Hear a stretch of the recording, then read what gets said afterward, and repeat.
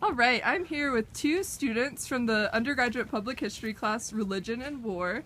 And would you two introduce yourselves with your name and major? Sure. I'm Joey Morrison. I'm majoring in cultural anthropology, history sets, and pre-medicine. Awesome. I'm Sam Van Kirk. I'm majoring in history and minoring in museum studies, and I'm a junior. Okay, great. Thanks for joining me, Sam and Joey. So can you tell me a little bit about this exhibit behind you and how you constructed it throughout the semester? So yeah, I'll start with the outside because Sam here had mostly to do with the inside being the trench. But Okay. The outside is 6 different exhibits that were created by my fellow classmates. They're outlining different ways in which Montanans partook or protested or took part in pacifism during World War I and World War II. Excellent. There's focuses on prominent Montanans, Native Americans, Hutterite colonies, all sorts of stuff. That's great. That's super fascinating. And so you were specifically looking for a local focus of World War I, it sounds like. Right.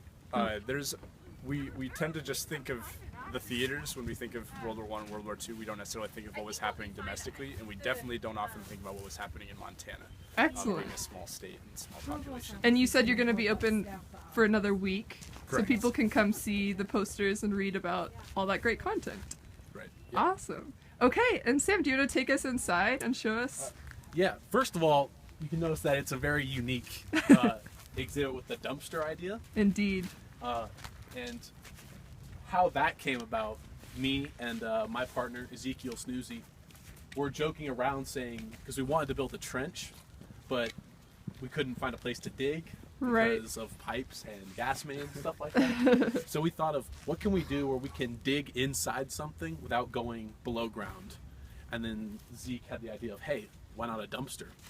So what we ended up doing is we had facility services bring in our dumpster and fill it with dirt. And after that, we constructed the inside of the trench. Okay.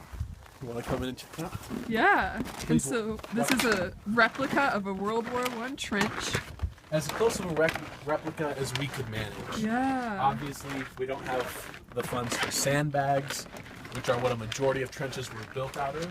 Yes. But we got most of the wood just scrapped from around town for free. And then we kept it completely accurate on how we built it.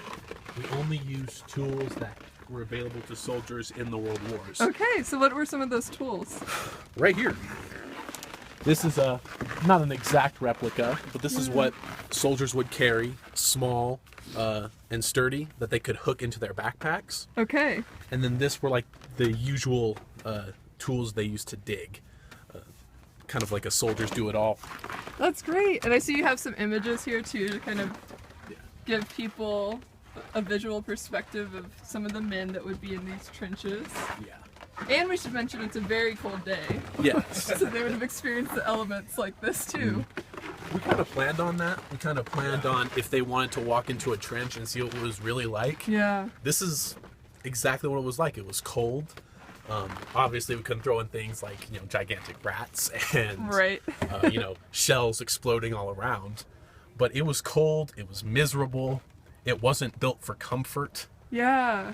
I mean, they slept in this. And I think that's something you couldn't really feel in just these images alone. Yeah. This gives you that experience.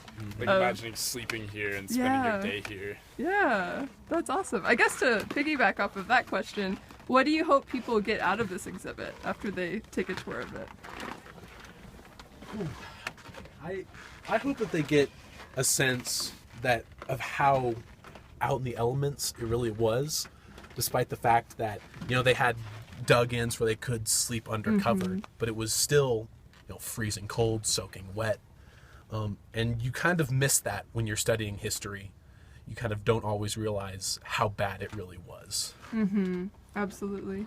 Did you want to add anything, Joey? Yeah. So clearly Sam and Zeke's part is very experiential. You come in here, you're experiencing what they would have kind of at least a glimpse into the lives in the day of someone living in the trenches and experiencing war firsthand. Right. The outside exhibits are to kind of highlight the ways in which Montana partook in World War I, and in World War II. specifically with prominent Montanans and different minority groups who might not have felt strongly about the war or felt opposed to. Sure. So adding that perspective kind of brings it home, because I mean, MSU has a lot of Montanans. A lot of them don't know any of these stories. Yeah, so it's a neat project because you have this experiential part inside, but then you have a lot of great context outside to sort of supplement that. Yeah. And what personally did both of you get out of working on this project over the semester? Blisters and frostbite. So you felt the physical. Yeah, I felt the physical. Building a trench is hard. A lot harder than I originally thought it was. Me and my partner put about 20 hours over the last weekend out here just building it, setting up, making it look as realistic as possible.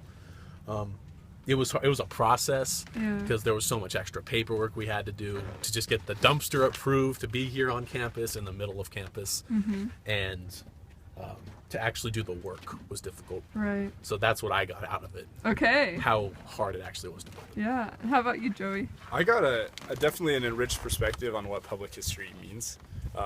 I didn't know a whole lot of the distinction between academic history and public history, and the challenge in telling the public a story, giving them a glimpse into something they might not be interested in, and also just helping people get a better perspective through public history, choosing what we're going to tell, choosing what stories to share, what perspectives to highlight.